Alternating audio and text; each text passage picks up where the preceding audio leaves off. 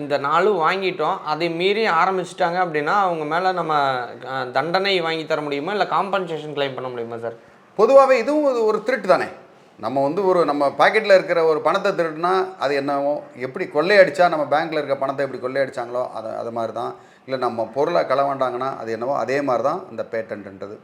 அது வந்து பார்த்திங்கன்னா இந்த பேட்டன்ட்ஸ் ஆக்ட் 1970 இந்தியாவில் உள்ள அந்த இதுபடி நம்ம வந்து அதை பயன்படுத்தக்கூடாதுன்னா பயன்படுத்தக்கூடாது. அதுக்குண்டான காம்பன்சேஷன் மற்ற தண்டனைகள் எல்லாம் வாங்கி கொடுக்க முடியும்.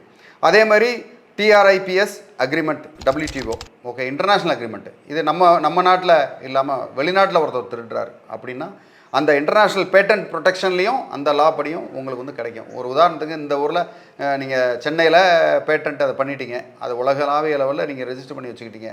சைனாவில் ஒருத்தர் பண்ணுறதா உங்களுக்கு தெரிஞ்சிருச்சு அப்படின்னா சைனாவில் நீங்கள் பண்ணலாம்.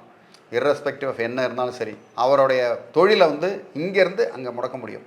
அதனால் அது ஒரு நல்ல ஒரு விஷயம்.